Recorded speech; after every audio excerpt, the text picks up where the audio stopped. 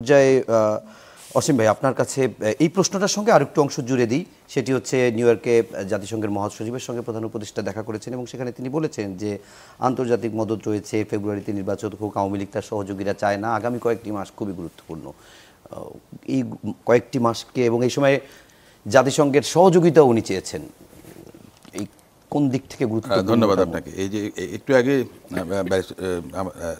Senior advocate শিশির মণি সাহেব যে কথাগুলো বলেছেন, যে একটা আরেকটার সঙ্গে কিন্তু ইন্টারলিঙ্কড, কিন্তু যে প্রসঙ্গে আপনার বলা হয়েছিল যে আওয়ামী লীগের নির্বাচনে আসা বা না আসা তার উপরে জি ডক্টর জাহিদ ভাই বলেছে বাংলাদেশের মানুষ জানেন যে আপনার একটা এক্সিকিউটিভ অর্ডারে একটা আইনের রেফারেন্স 2009 সালে সন্ত্রাস দমন অধ্যাদেশের রেফারেন্স দিয়ে আওয়ামী লীগের কার্যক্রমটাকে স্থগিত করা হয়েছে।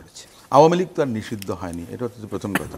ক্লিয়ার। ডক্টর মোহাম্মদ ইউনূস সাহেব যে কথাটা বলেছেন যে আন্তর্জাতিক মহল বলতে আপনার ভাষ্যর মধ্যেও কিন্তু একটা আছে যে পার্শ্ববর্তী একটা দেশ, তাদেরও একটা চাপ আছে এক ধরনের। তবে সেই জন্য আমি একটা রেফারেন্স দিতে পারি 1975 সালের 15ই আগস্টের পর 6 বছর আওয়ামী লীগের কোনো কার্যক্রম বলতে গেলে ছিল না, অন্তত যেটা আওয়ামী লীগ শেখ হাসিনা কিংবা শেখ মুজিবুর রহমানের নিয়ন্ত্রণাধীন উত্তরসূরি হিসেবে সেটা ছিল 1981 সালে। শেখ হাসিনা আপনার 17 তারিখ বোধহয় এসেছিলেন এপ্রিল মাসের 81 সালের, সেটা 6 বছর পর, এবং 21 বছর লেগেছে আওয়ামী লীগের ক্ষমতায় আসতে। তাহলে সেই সময় তো বাংলাদেশে তো সরকার ছিল, সেই সরকার তো আন্তর্জাতিক মহলের চাপ কিংবা রক্তচক্ষুকে উপেক্ষা করে দেশটাকে এগিয়ে নিয়ে গেছেন। এখন আমার একটা প্রশ্ন, ডক্টর মোহাম্মদ ইউনূস সাহেব উনি কেন নিজেকে এত দুর্বল ভাবছেন? ওনার সঙ্গে তো সমগ্র বাংলাদেশের নাগরিকরা আছেন, আওয়ামী লীগের সমর্থনকারী যারা আছেন তারা ভিন্ন বিষয়, কিন্তু নৈতিকভাবে তাদের সে অবস্থান নেই যে তারা শেখ হাসিনার পক্ষে কিংবা আওয়ামী লীগের পক্ষ হয়ে রাস্তায় নামবে।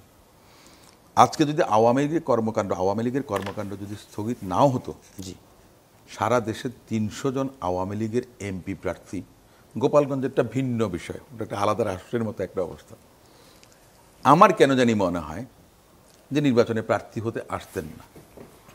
এটা ছিল বাস্তবতা। 14 মাসের বেশি হয়ে গেছে। ডক্টর মোহাম্মদ ইউনূস সাহেব এখন এই কথাগুলো বলছেন। জাহিদ ভাই নিজে বলেছেন যে ডক্টর মোহাম্মদ ইউনূস সাহেব আওয়ামী লীগ নিষিদ্ধের পক্ষে ছিলেন না কখনো, খুব একটা বেশি কেউ ছিল আমরা সেটাও কিন্তু দেখিনি। এনসিপির নেতৃত্বের মধ্য থেকে একটা দাবি তোলা হয়েছিল, আওয়ামী লীগ নিষিদ্ধের দাবি করা হয়েছিল, তখন সরকার চাপে পড়ে একটা কাজ করেছে বা এক্সিকিউটিভ অর্ডারটা পাস করেছেন। এখন এনসিপির কি সেই অবস্থানটা আছে? বা ডক্টর মোহাম্মদ ইউনূস সাহেব যে কথাগুলো বলছেন যে তার মানে উনি ওনার সিদ্ধান্ত কখন যে পাল্টাবেন, আমার নিজের কাছে এখন সন্দেহ হয়। আপনারা সংস্কারের কথা বললেন, জুলাই সনদের কথা বললেন, কাগজ কলম সংবিধান এগুলো দিয়ে সাধারণ মানুষের কিছু আসে যায় না। আমি মনে করি যে অনেক আগেই কিন্তু নির্বাচনটা হয়ে যাওয়া উচিত ছিল। কত আগে? আমরা তো এর আগে তো আমরা দেখেছি তো তত্ত্বাবধায়ক সরকার 90 দিনের মধ্যে নির্বাচনগুলো করে, 3 মাস না হোক ঠিক আছে 6 মাস দেন। এই যে কালক্ষেপণগুলো হলো সংস্কারের নামে, জাতীয় ঐক্যমত্য কমিশন আপনার কত কিছু নিয়ে কথা বলছে এবং সেটার থেকে এখন কত লেজ কত শেকড় বেরোচ্ছে। কেউ পিয়ারের কথা বলছেন, কেউ প্রতীক না পেলে নির্বাচন করতে দেব না, বিভিন্ন ধরনের আপনার ষড়যন্ত্র তো হবেই। সেটা আন্তর্জাতিক কেন, দেশের মধ্যেও কিন্তু ষড়যন্ত্রটা হবে। আমার একটা কথা হচ্ছে যে এবারের নির্বাচনে আওয়ামী লীগ অংশ না নেয়ার বিষয়টা কেন এসছেন, সেটা হচ্ছে বিচার যতক্ষণ পর্যন্ত না হবে, ফেব্রুয়ারি 2026-এর আগে হয়তোবা বিচার প্রক্রিয়া সম্পূর্ণ নাও হতে পারে। মানে দল হিসেবে আওয়ামী লীগের বিচার, যেটা ব্যক্তির বিচার হয়তোবা হয়ে যাবে, আচ্ছা, কিন্তু ফেব্রুয়ারি সাবেক প্রধানমন্ত্রীর বিচার হয়ে যাবে বা ওনার কোনো অ্যাসোসিয়েটসদের বা পারপেট্রেটর যারা ছিলেন তাদের বিচার হতে পারে, কিন্তু দল হিসেবে যে বিষয়টা জনাব শিশির মনির যে কথাটা বলেছেন যে একটা প্রসেসের মধ্যে দিয়ে যেতে হবে, কিন্তু দৃশ্যমান কোনো কিছু এখনো হয়নি। সে কারণে যতক্ষণ পর্যন্ত না হবে, এক্সিকিউটিভ অর্ডারে যদি আগেরটা বাতিল না হয়, মানে নিয়োগকর্তা নিয়োগ বাতিল করতে পারেন, তো সেই হিসেবে যদি বাতিল না হয় ততক্ষণ পর্যন্ত এটা করতে পারবেন না। কিন্তু বাস্তবতাটা সেরকমই নাই কিন্তু এখনো। এরপরে যে জিনিসটা আসছে, আমরা আমরা জি। হাসান, আমাদের সঙ্গে তিনজন অতিথি রয়েছেন ব্যারিস্টার নাসিরউদ্দিন আহমেদ অসীম, রয়েছেন ডক্টর জাহিদুর রহমান এবং অনলাইনে যুক্ত আছেন অ্যাডভোকেট শিশির মনির। অসীম ভাই, আপনার বক্তব্যটা শেষ করলে আমরা একটু পরে যাব। না, আমি বক্তব্যের মধ্যে যে কথাটা বলছিলাম যে আওয়ামী লীগের যে বিষয়টা ছিল, আপনার জুলাই আগস্টে যে আপরাইজিং যেটা ছিল 2024 সালে, তার অব্যবহিত পরে যত দ্রুত সম্ভব আপনি মনে করেন যে নির্বাচন প্রক্রিয়াটা শেষ করা উচিত ছিল। গণতান্ত্রিক একটা সরকার যখন প্রতিষ্ঠিত হয়, তখন সেই সরকারের আপনার নিয়ন্ত্রণ থাকে আইন শৃঙ্খলা রক্ষাকারী বাহিনী বলেন, জনপ্রশাসন বলেন, সবার উপরে। তখন কিন্তু সরকার অনেক কিছু চাইলেই পারে, অনেক কিছু নিয়ন্ত্রণ করতে পারে। কিন্তু এখন দিন যত গেছে, কালক্ষেপণের কারণে আমরা বিভিন্ন কমপ্লেক্স সিচুয়েশন তৈরি হচ্ছে। আপনার মনে আছে যে কথা বলছে যে আওয়ামী লীগ যে আপনার কর্মকাণ্ডটা স্থগিত হয়েছে, এটার যে একটা আপনার ব্যাকগ্রাউন্ড, এটার সঙ্গে মেল আছে কিন্তু যুদ্ধাপরাধের যে বিচার হয়েছিল, সম্ভবত প্রথম কাদের মোল্লার ফাঁসির দাবিতে 2013 আপনার হয়েছিল, তখন কিন্তু মৃত্যুদণ্ড ছিল না, না, সেটা কিন্তু রাজপথে আপনার হয়েছিল, এবং সেই প্রেশারটাতেই সরকার আইনটাকে পরিবর্তন করেছে। তো তাহলে আপনার সেটাও এক ধরনের কিন্তু মব জাস্টিসের মতো, ওটাও কিন্তু এক ধরনের মব জাস্টিসের মতো অবস্থা।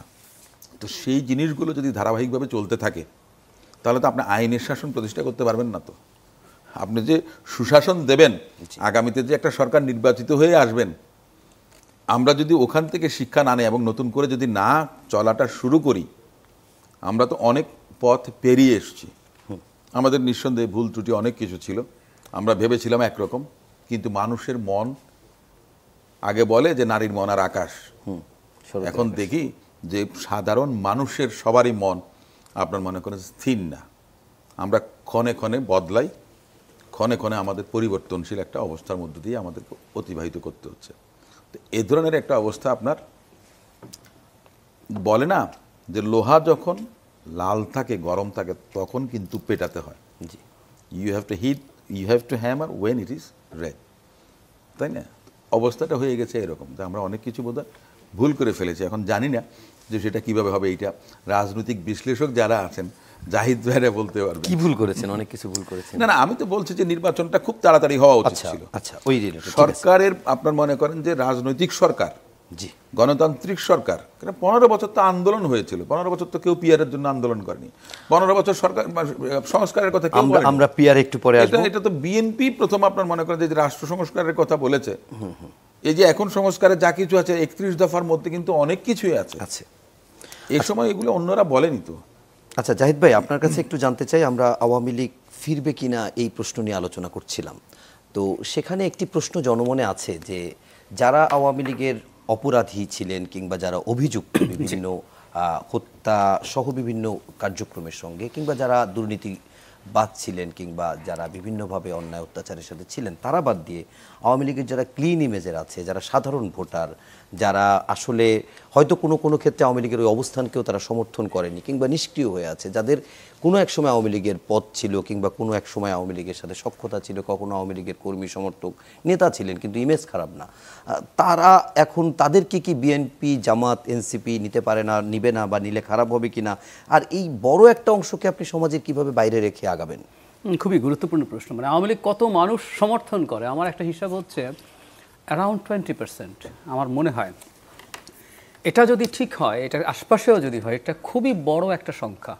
আচ্ছা, এর মধ্যে এবার আপনি এসছেন যে আওয়ামী লীগ যারা অ্যাক্টিভিস্ট ছিলেন, কর্মী ছিলেন, নেতা ছিলেন, তাদেরকে নিয়ে আমরা কি করব? মানে এই 20% মানুষকে নিয়ে আমরা কি করব, এবং এই নেতাদেরকে নিয়ে কি করব যাদের বিরুদ্ধে ফৌজদারি কোনো অভিযোগ নেই? আর সত্যিই আছে এরকম, এবং ওই যে বললেন অনেকে নিষ্ক্রিয় আছে, বা অনেকে আমরা খুব ক্লিয়ারলি জানি উনি ওই দলটা করেন, হয়তো পদে ছিলেন না, কোনো একটা এলাকার একজন স্কুল টিচার, কলেজ টিচার, মানে জানা যায় যে উনি খুবই অ্যাক্টিভ, উনি অন্যান্য নেতাদের সাথে পার্টিসিপেট করেছেন, সাথে ছিলেন। এরকম মানুষের ক্ষেত্রে কি করব? দেখুন, আমরা দুটো জিনিস, একটা হলো আপনি যেটা বলছেন যে এই মানুষগুলোকে অ্যাকোমোডেট করা দরকার আছে। নাম্বার 2, এভাবে যদি বলি, আমরা চাই আওয়ামী লীগ যদি নিষিদ্ধ হয় তো হলো, নাও যদি হয় আওয়ামী লীগ আর বাংলাদেশের রাজনীতিতে ফেরত আসুক।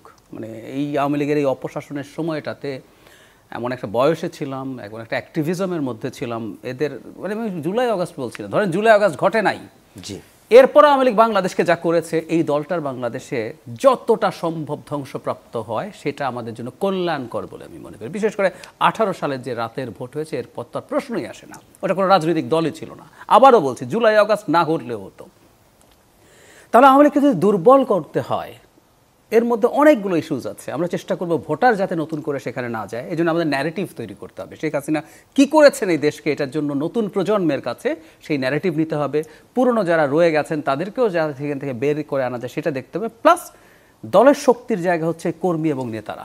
তাদের একটা বড় অংশ যদি অন্যান্য দলে চলে যায়, ওই মানুষগুলো যারা পরিচ্ছন্ন তুলনামূলকভাবে আছেন, যদিও আওয়ামী লীগকে নৈতিকভাবে সমর্থন করাটাও ভালো কিছু না, কিন্তু তারপরও ওই যে বললাম, এত মানুষকে নিয়ে আমরা কি একটা রেকনসিলিয়েশনের কথা যদি চিন্তা করি, সো তাদেরকে নিয়ে আসার মাধ্যমে কিন্তু এই দলটাকে অনেক দুর্বল করে দেওয়া যায় স্থায়ীভাবে। কারণ জেনজির থেকে ভবিষ্যতে রিক্রুটমেন্ট তাদের অলমোস্ট ইম্পসিবল, এটা মনে রাখতে হবে। যে প্রজন্ম গুলি খেয়েছে, তাকে গুলি করে হত্যা করা হয়েছে, এই ট্রমা, মানে আওয়ামী লীগের কপাল খারাপ সেটা হচ্ছে এরা এখনও আমাদের যে গড় আয়ু, সেটা যদি আপনি নর্মালি হিসাব করেন 50 বছর এদের অ্যাক্টিভ লাইফ আছে সামনে, কম বেশি 45 থেকে 50 বছর। সো এদেরকে আর নতুন করে কিছু পাওয়া যাবে না। সো পুরনো যারা আছেন তাদেরকে যদি আপনি সরিয়ে আনতে পারেন, ভোটার বা নেতা, তাহলে এই দলটা ভীষণ দুর্বল হয়ে যাবে। এবং আমি মনে করি আমাদের মেইন স্ট্রিমে, আমাদের মূলধারার মধ্যে তাদেরকে নিয়ে আসা খুবই জরুরি। সেটা করতে গিয়ে আবার কি রাজনৈতিক দলগুলো আবার প্রশ্নের সম্মুখীন হয় কিনা? কারণ ইতিমধ্যে আমরা সোশ্যাল মিডিয়ায় দেখেছি যারা যখন কাউকে টানে তখন তার এটা হবে, রাজনীতি হবে। এটা কি হবে জানেন? ধরেন আমরা দল A B C তিনজনই দলে টানার চেষ্টা করলো, একটা দল খুব সাকসেসফুল হলো, অপর পক্ষ কিন্তু সেটাকে ব্যবহার করার চেষ্টা করবে। অন্য পক্ষ যে যতটা তার ইচ্ছে ছিল কিন্তু সে অতটা পারেনি, সে রাজনৈতিকভাবে এটাকে ব্যবহার করার চেষ্টা করবে। ইনফ্যাক্ট কিছু করার নেই, রাজনীতি এরকমই। উনি তখন এটাকে এজেন্ডা করবেন, ইস্যু করে বলবেন যে দেখো আওয়ামী লীগকে পুনর্বাসন করছে। তো এগুলো যদি হয়ও, যে দলটা এখানে বেটার করবে তাদের এই ন্যারেটিভটা, এটা তো ন্যারেটিভের খেলা, আপনি ন্যারেটিভটা সামনে আনেন যে আপনি কেন এই কাজটা করছেন, সেটা যদি ঠিকঠাক মতো করতে পারেন, মানুষ মনে হয় না এটা অপছন্দ করবে।